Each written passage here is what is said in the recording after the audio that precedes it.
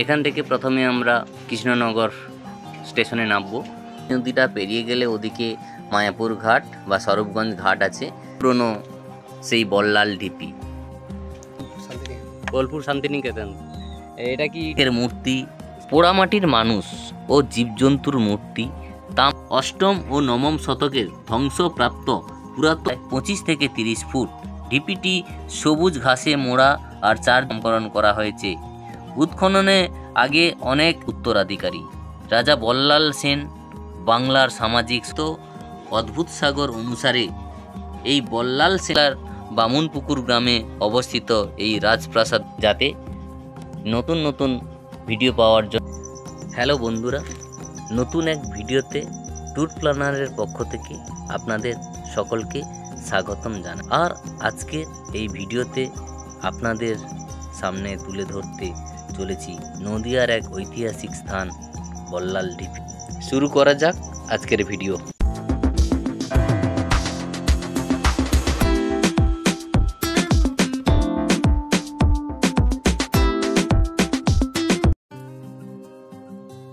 প্রত্যেক দিনের মতো আজকেও বজবজ কুমাকাতা মারু স্টেশনে আমরা পৌঁছে গেছি, অর্থাৎ ট্যুর প্ল্যানার ব্লক। আজকে একটা নতুন ডেস্টিনেশান, আর এই বজবজ কুমাকাতা মারু স্টেশন থেকে আমরা যাত্রা শুরু করেছি শিয়ালদার উদ্দেশ্যে। এই শিয়ালদায় পৌঁছে ওখান থেকে আমরা নর্থের ট্রেন ধরবো। আজকে যাব মায়াপুরের কাছে অবস্থিত সেই বল্লাল ঢিপ। আর এখন শিয়ালদা থেকে ট্রেন ছেড়ে চলে যাবে, আমরা ট্রেনে উঠে পড়েছি আর ট্রেন চলতে শুরু করলো। এই যে শিয়ালদা স্টেশন ছেড়ে আমরা চলে যাচ্ছি। এখান থেকে প্রথমে আমরা কৃষ্ণনগর স্টেশনে নামবো, ওখান থেকে টোটো কিংবা অটো ধরে নেব। আর যেতে যেতে রাস্তার দুদিকে যে অপরূপ সৌন্দর্য, সেই সৌন্দর্য দেখতে দেখতে 2 ঘন্টা 10 মিনিট খুব সুন্দরভাবে কেটে যাবে আপনাদের। আমি যেভাবে গেছিলাম খুবই সুন্দর লেগেছিল আমাদের। কৃষ্ণনগরে নেমে ওখান থেকে একটা অটো করে নেব। অটো করে 40 মিনিট সময় লাগবে হুলোরঘাট যেতে, আর ভাড়া লাগবে 30 টাকা। আর ওখান থেকে স্বরূপগঞ্জ ঘাটে পৌঁছে গিয়ে স্বরূপগঞ্জ ঘাট থেকে একটা টোটো নিয়ে নেব। আজকে যাব বল্লাল ঢিপি, অর্থাৎ বামুনপুকুর গ্রামে অবস্থিত সেই বল্লাল ঢিপি। আর এখন আমরা পৌঁছে গেছি হুলোর ঘাটে, অর্থাৎ জলঙ্গি নদী। এই জলঙ্গি নদীটা পেরিয়ে গেলে ওদিকে মায়াপুর ঘাট বা স্বরূপগঞ্জ ঘাট আছে। সেই ঘাট থেকে আবার টোটো করে নেব। এই যে দেখতে পাচ্ছেন এখন জলঙ্গি নদীর ওপরে যে লঞ্চটা, এই লঞ্চটা আছে 3 টাকা করে ভাড়া লাগে হুলোর ঘাট থেকে স্বরূপগঞ্জ ঘাটে পৌঁছাতে। আর একটা টোটো নিয়ে চলে যাব বামুনপুকুর বাজারের কাছে। প্রায় 900 বছরের পুরনো সেই বল্লাল ঢিপি। বল্লাল ঢিপি ইতিহাসের আঙিনায় এই স্মৃতির অতলে তলিয়ে যাওয়া সময়ের এক নিরূপ দর্শন। এই ধ্বংসাবশেষ হিন্দু মন্দির, না বৌদ্ধবিহার, না বল্লাল সেনের রাজপ্রাসাদ, এখনো পর্যন্ত তা সঠিকভাবে কোনো সিদ্ধান্তে আসা যায়নি। বাঙালি হৃদয়ের টানে বারবার ছুটে আসে শ্রী চৈতন্যের স্মৃতি বিজড়িত স্থান মায়াপুর বা ইস্কন মন্দির। নদিয়া জেলার মায়াপুরের কাছে বামুনপুকুর গ্রামে অবস্থিত এই ঐতিহাসিক স্থাপত্য, যা বল্লাল ঢিপি নামে পরিচিত, ইস্কন মন্দির থেকে প্রায় 3 কিলোমিটার পথ। দাদা কি আপনি লোকাল নাকি বেড়াতে এসছেন? কোথা থেকে এসছেন দাদা? বোলপুর শান্তিনিকেতন। এটা কি ইউটিউবে দেখেছেন এই জায়গাটা সম্পর্কে? আচ্ছা আচ্ছা, কেমন লাগছে জায়গাটা? বেশ, আচ্ছা আচ্ছা, ঠিক আছে দাদা। বল্লাল ঢিপিতে ঢোকার আগে একটা বড় লোহার গেটযুক্ত মূল প্রবেশদ্বার আছে। ঢোকার পর ঢিপির সিঁড়ির ডান দিকে ভারতীয় পুরাতত্ত্বের একটি ফলক আছে। তাতে বর্ণিত আছে সেন রাজবংশের রাজা বল্লাল সেনের নামাঙ্কিত এই বৃহদাকার ঢিপিটি 1970-এর শেষের দিকে ভারতীয় পুরাতত্ত্ব 2টি ভাগে খনন কার্য সম্পন্ন করেছিলেন। প্রথমটি 1982 থেকে 83 সাল এবং দ্বিতীয়টি 1988 থেকে 1989 সাল। উৎখননে প্রাপ্ত বস্তুর মধ্যে উল্লেখযোগ্য হল পঙ্খের মূর্তি, পোড়ামাটির মানুষ ও জীবজন্তুর মূর্তি, তামা ও লোহার নানান জিনিসপত্র, পেরেক ও নানান প্রত্ন সামগ্রী। উৎখননের ফলে অঞ্চলটি বর্তমানে অনাবৃত রয়েছে। বিস্তৃত প্রাঙ্গণের মধ্যে অবস্থিত বৃহদান্ত ইটের ইমারত, যা চারদিকে ছিল উচ্চ প্রকার। ঐতিহাসিকরা এই ইটের তৈরি ইমারত দেখে ইমারতটি কিসের তার সঠিক কোনো সিদ্ধান্তে আসতে পারেননি। ঐতিহাসিকবিদ বা প্রত্নতান্ত্রিকরা গবেষণা ও পরীক্ষা নিরীক্ষা করে জানতে পারেন যে নিচের অংশের অনেক পরে ইমারতের উপরের অংশটি নির্মাণ করা হয়েছে।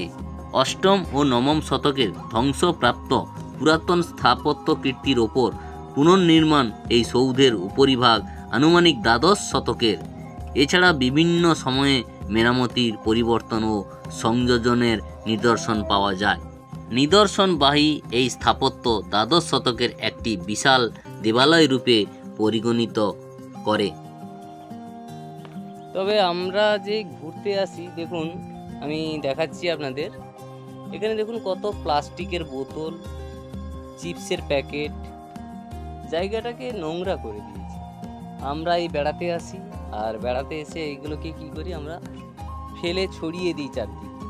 এগুলোকে ফেলে দিলে কী হবে, সে জায়গাটা তো নোংরা হচ্ছে। যদি আমরা ঘুরতে এসে এইগুলো একটু সচেতন থাকি, দেখো ছাগলটা কিভাবে উঠে এইখান থেকে নেমে গেল।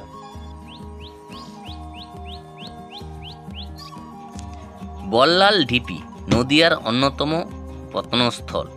নবদ্বীপের নিকটবর্তী মায়াপুরের কাছে বামুন পুকুরের ভক্ত চাঁদকাজির সমাধিস্থল থেকে উত্তর পশ্চিম দিকে বল্লাল ঢিপির অবস্থান। এই ঢিপির নিচে বল্লাল সেনের আমলে নির্মাণ প্রাসাদ ছিল বলে আনুমানিক করা হয়। তবে বর্তমানে এটি পুরাকীর্তি সংরক্ষণ আইনের অনুসারে এই অঞ্চলটি সংরক্ষণ করা হয়েছে।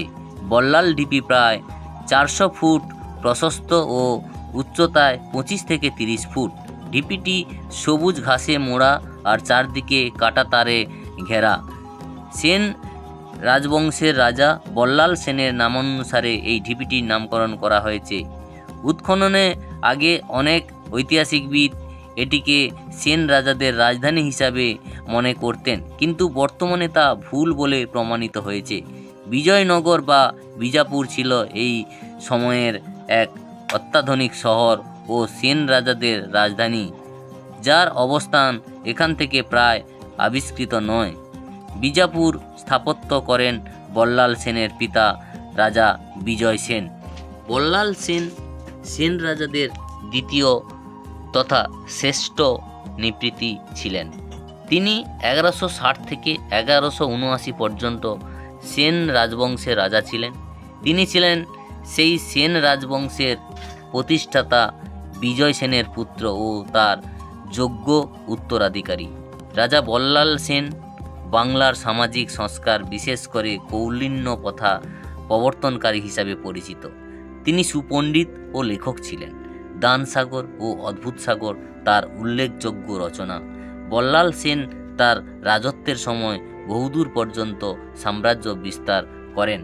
বারেন্দ্রভূমি, রাঢ়, বঙ্গ এবং মিথিলা ও তার অধীনস্থ ছিল। এটা যদি রাত্রিবেলা আসা যায় আপনার ভয় লাগবে, কেন নির্ঝুম একদম।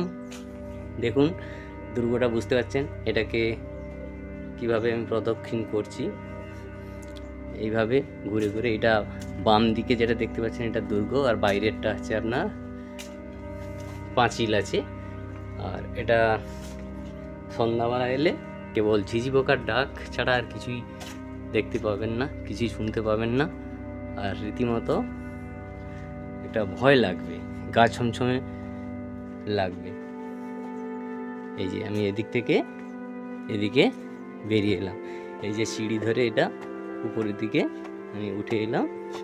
নিচের থেকে কয়েকটি সিঁড়ি বেয়ে উপরে ওঠা যায়, আর ডান দিক থেকে সিঁড়ি বেয়ে নিচের দিকে আসবেন। দুদিকে প্রায় 30 ফুট উচ্চতম দেওয়াল দেখতে পাবেন। তবে এই ঢিপির উপরিভাগ পোড়ামাটি, চুন, সুরকি দিয়ে তৈরি। ভাবা যায় এত বড় রাজপ্রাসাদের সামনাসামনি দেখে মুগ্ধ হয়ে গেলাম। যে ইতিহাসের পাতায় যে সেই রাজবংশের কথা উল্লেখ আছে বা আমরা যে পড়েছিলাম সেই সেন বংশ প্রাসাদের সামনে দাঁড়িয়ে আছি, ভাবলে নিজেকে খুব ধন্য মনে হয়। আর যে অনুভূতি হবে তা বলে বোঝানো যাবে না। এত বছরের পুরনো রোদ ঝড় বৃষ্টির সব কিছু সহ্য করে আজও দাঁড়িয়ে আছে, ভাবলে অবাক লাগে। তবে এই ঐতিহাসিক স্থানটি যদি ভালোভাবে রক্ষণাবেক্ষণ করা যেত তাহলে আমার মনে হয় খুব ভালো হতো। আপনাদের কি মতামত তা আমার ভিডিওর কমেন্ট বক্সে গিয়ে কমেন্ট করে যাবেন। বল্লাল সেনের রচিত অদ্ভুত সাগর অনুসারে এই বল্লাল সেনের ঢিপি প্রায় 900 বছরের কাছাকাছি। আবার কেউ কেউ এটি সামন্ত সেনের প্রাসাদের ধ্বংসাবশেষ বলে মনে করেন। আবার পণ্ডিত হরপ্রসাদ শাস্ত্রীর মহাশয়ের মতে বল্লাল ঢিপি বল্লাল সেনের পুত্র বিজয় সেনের প্রাসাদ ছিলেন বলে মনে করেন। তবে যাই হোক, নদিয়া জেলার বামুনপুকুর গ্রামে অবস্থিত এই রাজপ্রাসাদের ধ্বংসাবশেষ বল্লাল ঢিপি নামে পরিচিত বা পশ্চিমবঙ্গের একটি গুরুত্বপূর্ণ ঐতিহাসিক স্থান। প্রাচীন ইটের দেওয়াল সিঁড়ি সব কিছুর মধ্য দিয়ে যেন প্রাচীন ইতিহাস কথা বলে। ঢিপি প্রায় ভগ্ন আর অঞ্চলটি সংরক্ষণ করা হয়েছে। তার একটি ফলক ও মূল প্রবেশদ্বারে দেখতে পাওয়া যায়। এএসআই খনন করে যেসব জিনিসপত্র পাওয়া গেছে, বিশেষ করে পোড়ামাটির মূর্তি, পঙ্কের মূর্তি, পেরেক ও নানা ধাতব জিনিসপত্র সামগ্রী, ও সেগুলি কলকাতার আশুতোষ মিউজিয়ামে রাখা আছে। পারলে একবার ঘুরে আসবেন সেই আশুতোষ মিউজিয়ামে, যেখানে বল্লাল ঢিপির খনন করে যেই সব জিনিসপত্র পাওয়া গেছিল সেইগুলো সেখানে সংরক্ষণ করে রাখা আছে। ঐতিহাসিকরা মনে করেন এটি দেবালয় রূপে ব্যবহার করা হতো, আবার অন্যরা মনে করেন এটি বৌদ্ধ স্তূপ। আর্কিওলজিস্ট সোসাইটি অফ ইন্ডিয়া বা এএসআই দ্বারা খোঁড়াখুড়ির কাজ শেষ করে এখন শুধু সংরক্ষণ করে রাখা আছে রিলিং দিয়ে। চারদিক থেকে ঘেরা আছে আর সামনে একটা গেট করা আছে, আর ঘেরার জন্য মনে হয় যেন একটা পার্কের মতো লাগে। আর এর প্রবেশের কোনো টিকিট নেই, অর্থাৎ অবাধ প্রবেশ। ভিডিওটি এখানে শেষ করলাম। আজকে ছিল আমাদের বল্লাল ঢিপির যে বিষয়বস্তু, সেই বল্লাল ঢিপি আপনাদেরকে ঘুরে দেখালাম। ভিডিওটা যদি ভালো লাগে তাহলে লাইক, কমেন্ট ও শেয়ার করতে ভুলবেন না। আর চ্যানেলে যারা নতুন তাদেরকে বলবো চ্যানেলটি সাবস্ক্রাইব করবেন, যাতে নতুন নতুন ভিডিও পাওয়ার জন্য বেল আইকনটি প্রেস করবেন নোটিফিকেশান পাওয়ার জন্য। আর যারা অলরেডি চ্যানেলটিকে সাবস্ক্রিপশান করে রেখেছেন তাদেরকে অসংখ্য ধন্যবাদ। আবারও দেখা হবে অন্য কোনো নতুন ভ্রমণের গল্পতে। আজকের মতো সবাইকে ধন্যবাদ।